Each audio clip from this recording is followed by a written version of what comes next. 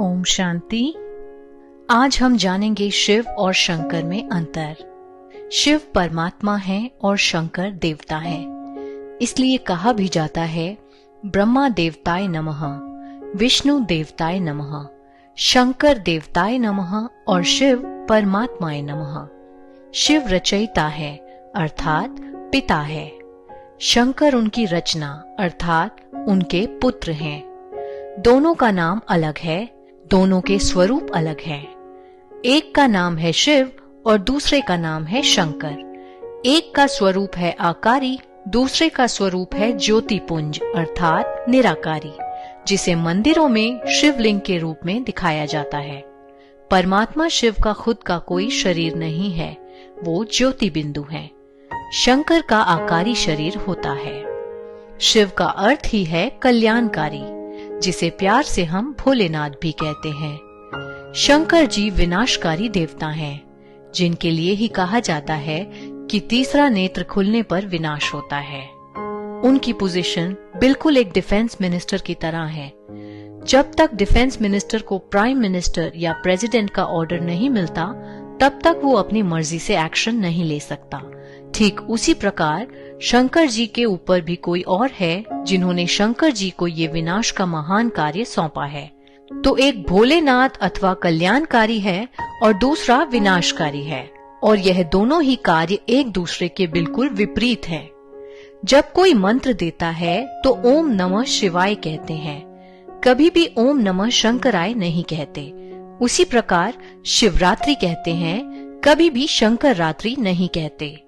शंकर जी को कैलाश पर्वत पर हमेशा ध्यान मुद्रा में दिखाते हैं। यदि वे खुद ही भगवान हैं, तो वो किसका ध्यान करते हैं? शंकर जी को एक गृहस्थी के रूप में दिखाया जाता है और पूरा परिवार मिलकर के शिवलिंग की उपासना करते दिखाए जाते हैं, अर्थात सारा परिवार मिलकर परमात्मा शिव को ही याद करते हैं।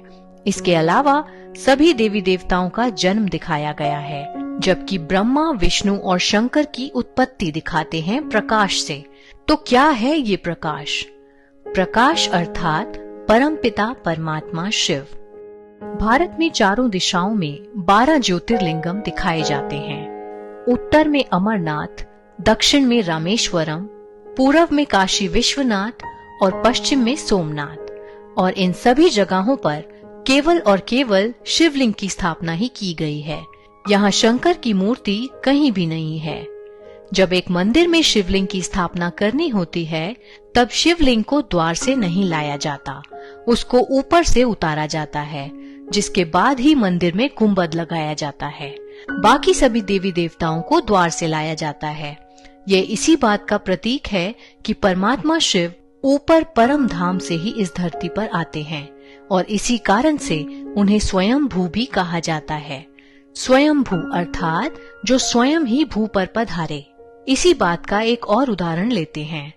आपने मंदिरों में देखा होगा कि सभी देवी देवताओं का आसन ऊंचा लगाया जाता है, जबकि शिवलिंग को भूतल पर स्थापित किया जाता है, जिसका मतलब ये है कि शिव बाबा धरा पर आकर के ऊंचे से ऊंचे देवी देवताओं की रचना करते हैं, उनका महत्व बढ़ा करके खुद को छुपा लेते हैं।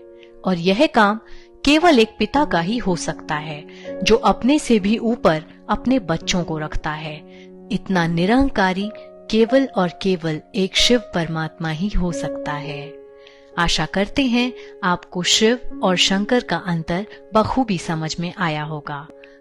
कल हम आपसे फिर मिलेंगे एक नए टॉपिक के साथ। तब तक के लिए जुड़े रहें हमारे साथ और शिव बाबा को याद करते रहें। ओम शांति।